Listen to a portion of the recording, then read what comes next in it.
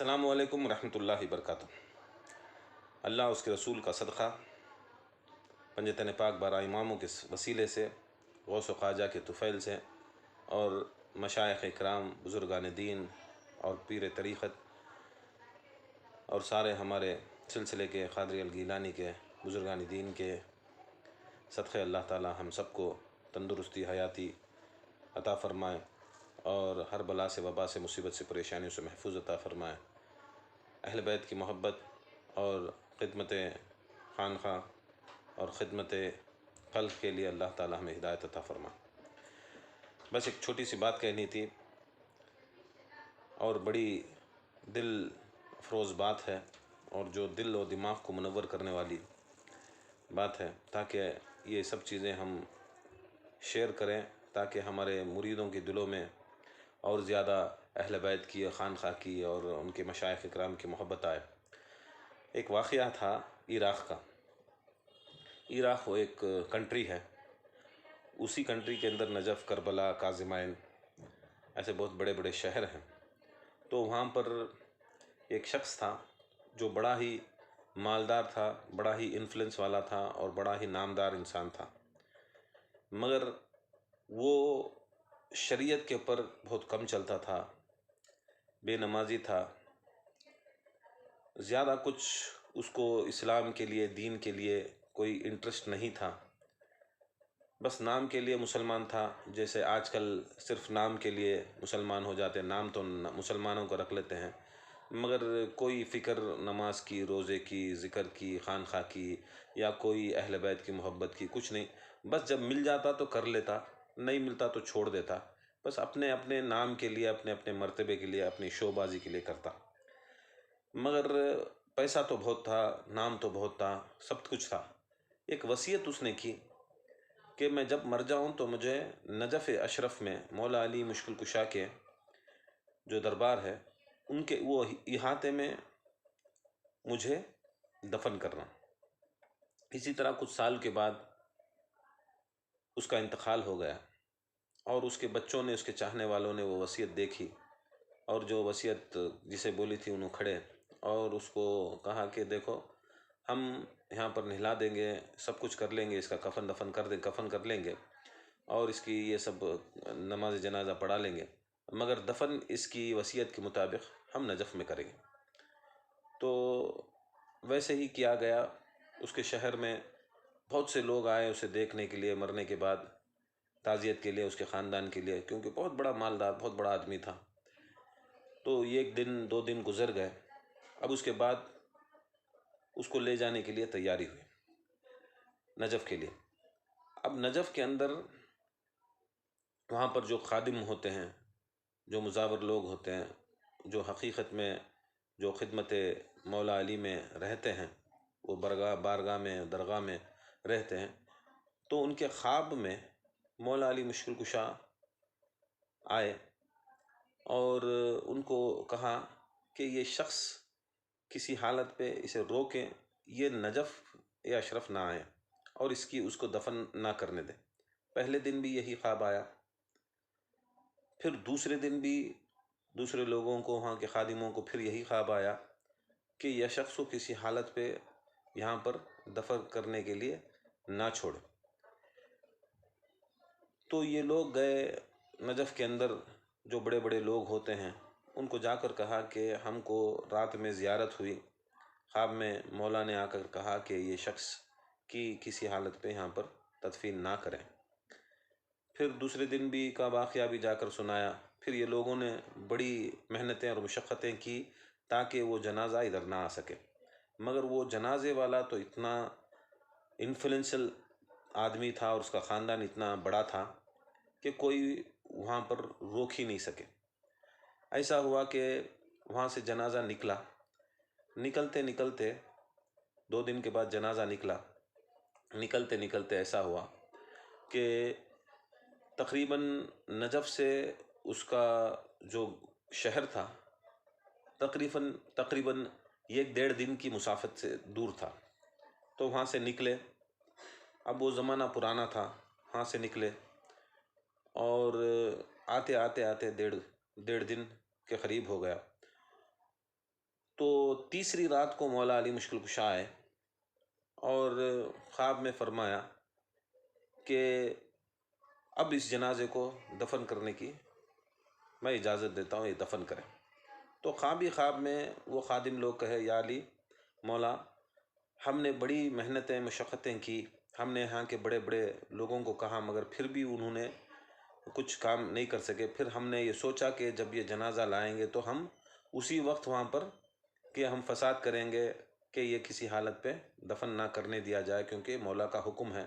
ہم نے یہ سب چیز تیاری کی ہے، یا علی مشکل کشا 2 دن سے آپ نے اس کو کسی حالت پہ دفن نہیں کرنا کر کہا تھا، مگر تیسرے دن آپ نے یہ حکم دے دیا۔ جب یہ بات کر رہے تو اس کی نیند جگ گئی اور اڑ گیا۔ اب جیسا اڑ گیا تو وہ جنازہ آ گیا، جنازہ کے لوگ آ گئے، نجف کے پاس آ گئے۔ تو اب ویسے بھی مولا کا وہ حکم بھی تھا، اب یہ لوگ بھی تھے، انہوں نے تدفین کیا، دفن کیا اور چلے گئے۔ شام ہوئی، پھر اس بزرگ نے 2 رکعت صلاۃ الحاجات پڑھ کر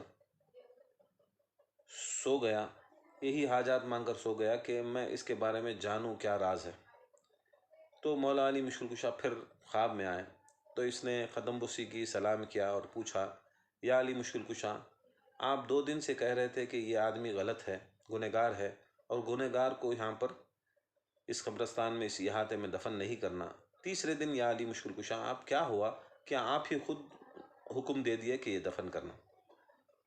تو مولا علی مشکل کشا فرماتے ہیں، اے شخص، یہ تو گنہگار تھا، خطا کار تھا اور جہنمی تھا، یہ بڑا دنیا دار تھا، مگر جیسا اس نے اپنے شہر کو چھوڑا اور آتے آتے اس نے کربلا سے گزرتا ہوا نکلا، تو کربلا میں ایسا ہوا کہ وہاں پر بہت سے زوارین آئے تھے۔ وہ وقت امام حسین علیہ السلام کی چہلم کے دنوں کا وقت تھا اور ہزاروں کی تعداد میں، لاکھوں کی تعداد میں لوگ آئے تھے۔ تو اس کا جنازہ وہاں پر اٹک گیا تھا، دھیرے ہو گیا تھا، کیونکہ لوگ زیادہ تھے، وہاں سے گزرنے کے لیے نہیں ہوا۔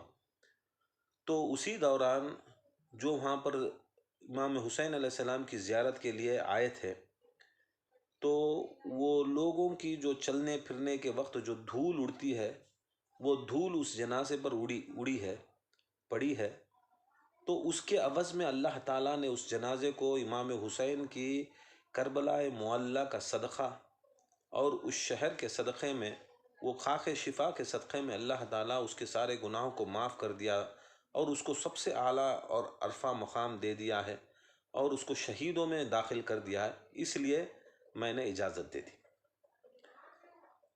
تو یہ شخص جاگا اور پھر وضو بنایا اور شکریہ نماز پڑھا اور دعا کیا کہ خدا کی قسم، یہ وہ اہل بیت اطہار ہیں کہ جتنا بھی گنہگار ہو، خطا کار ہو، اگر ان کے شہروں میں بھی اگر چلے گئے، اگر مردہ بھی چلا گیا اور مردے کے اوپر بھی اگر وہ کسی زوار کی، کسی زیارت کرنے والے کی پاؤں کی دھول چلتے چلتے بھی اگر اس کے جسم کے اوپر، مردے کے اوپر اڑ گئی، تو خدا کی قسم اس کو بھی اللہ تعالیٰ شفا یاب کر دیتا ہے اور اس کو شفاعت دے دیتا ہے اور اس کی مغفرت کر دیتا ہے۔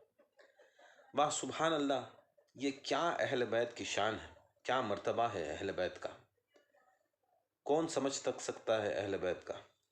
ہم لوگ سلسلے قادریہ کے ہیں، غوث پاک کو ماننے والے ہیں، اور ایک چھوٹی سی ایک واقعہ ہے غوث اعظم دستگیر کا بھی۔ ایک وقت ایسا ہوتا ہے گاؤں میں کہ ایک غوث اعظم دستگیر کی ایک مریدہ بوڑھی ہوتی ہے، اور اس کے بغل میں ایک شخص ہوتا ہے، اس کا ایک گھر ہوتا ہے جس میں ایک مرد، اس کی عورت اور کچھ بچے ہوتے ہیں۔ عورت جو ہوتی ہے وہ بوڑھیا کے بغل کے گھر میں، وہ عورت ولیوں کے چاہنے والی اور وسیلوں کو ماننے والی عورت تھی۔ وقت گزرا، یہ بوڑھیا جب بھی آتی تو غوث اعظم کی تعریف کرتی، کچھ وقت ملتا، مہینے، 2 مہینے میں، 3 مہینے ایک بار جا کر بغداد کو جا کر غوث اعظم دستگیر کی خانقاہ میں وہ جاتی، غوث اعظم دستگیر کی مجلس میں بیٹھتی، جھاڑو پوچھا لگاتی، واپس آ جاتی، ایسے ہی کرتی دور تھا بغداد سے، تو ایک وقت ایسا آیا کہ اس کے بغل میں جو عورت ہوتی تھی اس کا مرد سخت بیمار ہو گیا، اتنا بیمار ہو گیا، اتنا بیمار ہو گیا کہ اس کو شفا یابی نہیں ملی۔ وہ گھر والوں نے اس کے اوپر اتنا خرچ کیا، اتنے طب کے پاس، ڈاکٹر کے پاس، عاملوں کے پاس، کاملوں کے پاس گئے، مگر کہیں پر بھی شفا یابی نہیں ملی۔ نہ وہ مرتا نہ وہ جیتا، نزا کی حالت میں پڑا تھا۔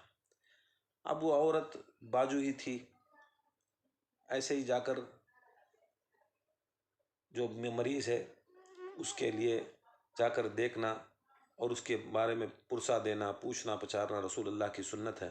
تو اسی سوچ کے لیے لیتے ہوئے وہ غوث پاک کی وہ بڑھیا مریدہ گئی اور وہ عورت سے پوچھی کہ کیسے ہیں تمہارے شوہر؟ مگر اس کا شوہر ایسا تھا کہ وہ اولیاء اللہ تعالیٰ کا منکر تھا اور بزرگان دین کو نہیں ماننے والا تھا۔ اب وہ گیا، جانے کے بعد اس نے پوچھا کیا ہے حال؟ تو کہے کہ 6 مہینے گزر گئے ہیں، نہ یہ مرتا ہے نہ یہ جیتا ہے، اس کو کوئی بھی شفا، کوئی بھی دوا نہیں لگ رہی ہے۔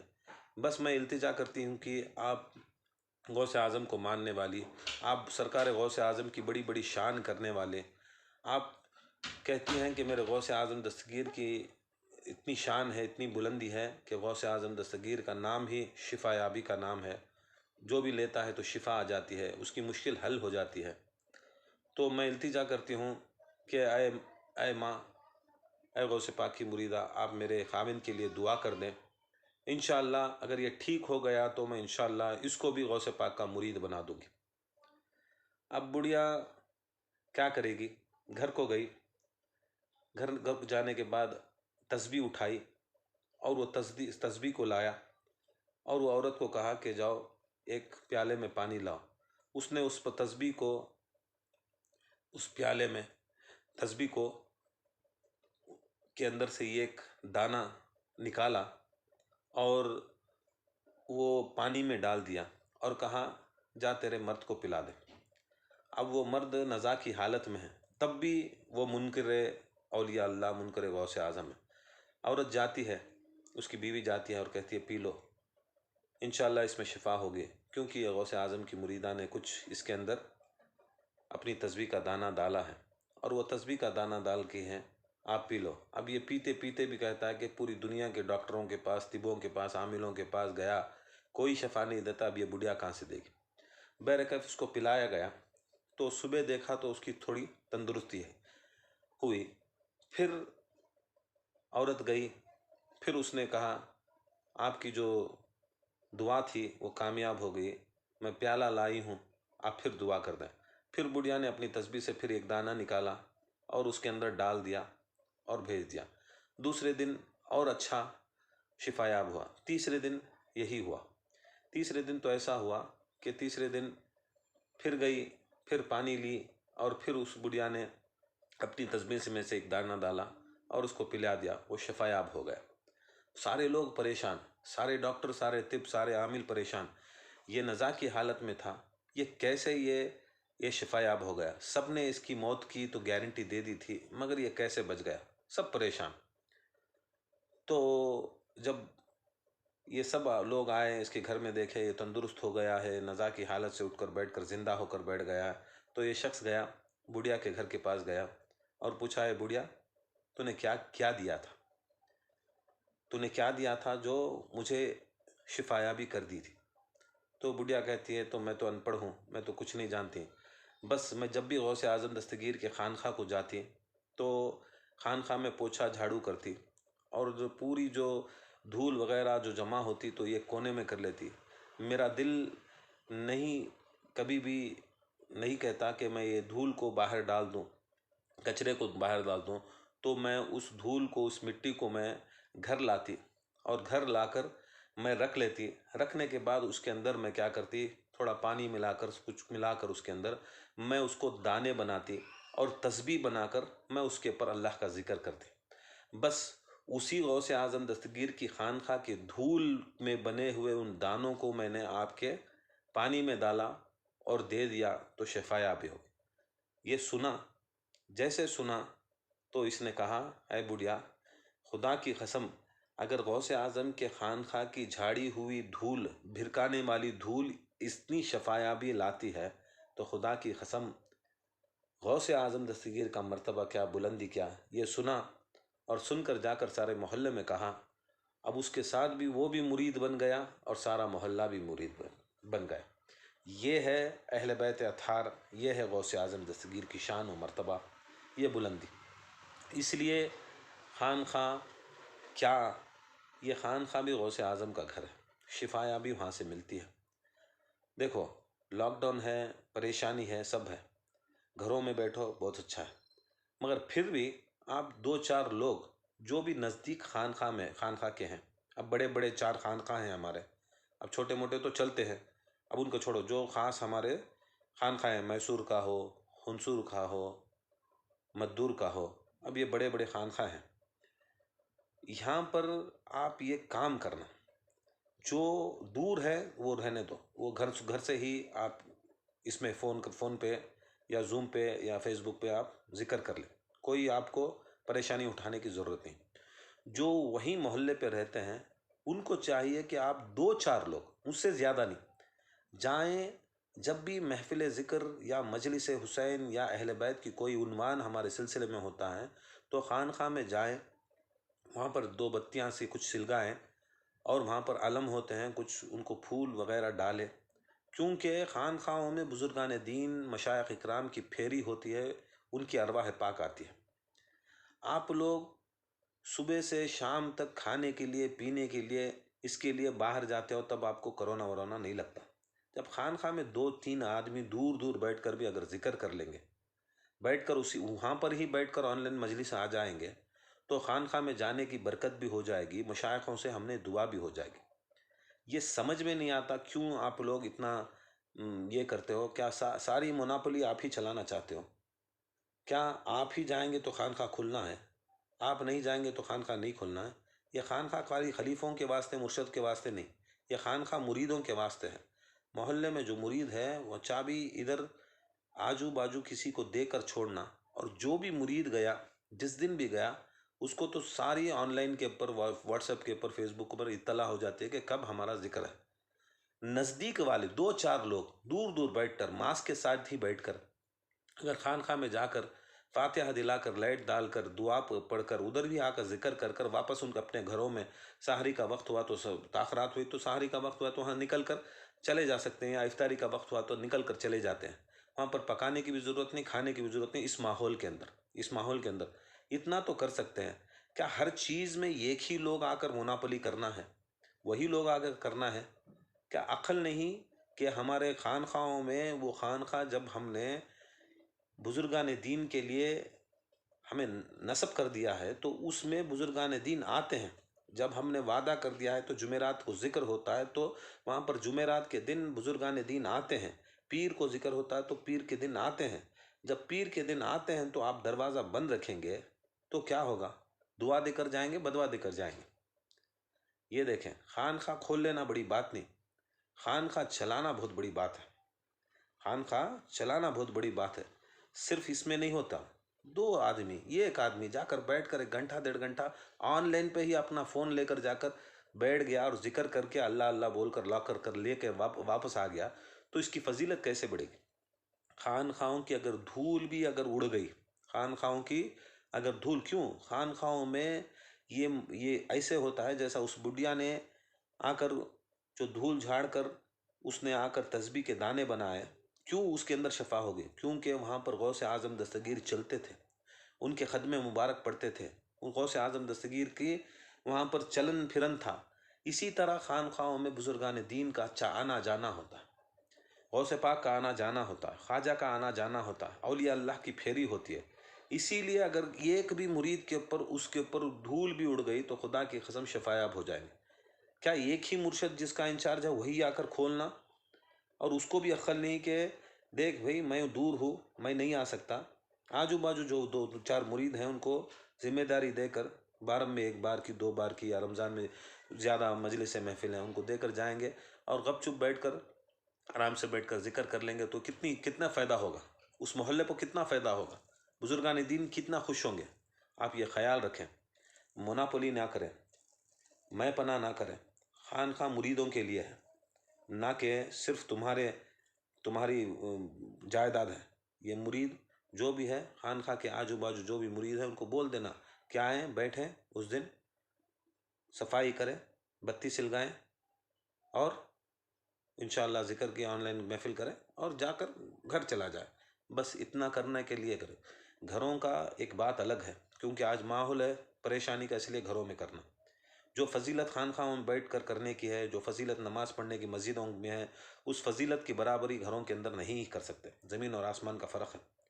یہ ضروری چاہیے کہ اب یہ نہ سمجھنا کہ میں فورس کر رہا ہوں تو سارے لوگ خانقاہ میں ہیں۔ میں صرف بول رہا ہوں 2-4 لوگ بس، اسے زیادہ ضرورت بھی نہیں ہے، گھر میں بیٹھیں کریں۔ تو اللہ تعالیٰ سے دعا ہے، اللہ تعالیٰ ہم سب کو اصل دین سمجھنے کی کوشش عطا فرمائے، اور ہم نے عقل سلیم عطا فرمائے۔ ہمارے دلوں میں جو حسد، بغض، کینہ، کپٹ، جلن اور بڑپناگی جو کرنے کی یہ جو ہمارے دلوں میں یہ آتا ہے، یہ حاجتیں آتے ہیں، اللہ تعالیٰ سے دور رکھیں۔ بس ہمیں خاکسار ہونے کے لیے، زمین کے مانند ہونے کے لیے اللہ تعالیٰ ہمیں توفیق عطا فرمائے، کیونکہ زمین ایسی چیز ہے، ہم اس پر چلتے ہیں، پھرتے ہیں، پاؤں ڈالتے ہیں، تھوکتے ہیں، سب بول و براز کرتے ہیں، سب کچھ کرتے ہیں، پھر بھی زمین ہم کو کھانا دیتی ہے، پانی دیتی ہے۔ مرید، درویش، مرشد، خلیفہ، پیر اپنے آپ کو زمین کے مانند بنا لے، اس کے پر ہزاروں ظلم کرتے ہیں، پھر بھی وہ کھانا پانی دیتی ہے۔ اسی طرح مرید کو چاہیے کہ جو کچھ بھی ہو جائے، مگر ہم لوگ اہل بیت کو خوش کسی حالت پہ کرنا، غوث اعظم کو خوش کرنا۔ وما علینا الا البلاغ۔ السلام علیکم ورحمۃ اللہ وبرکاتہ۔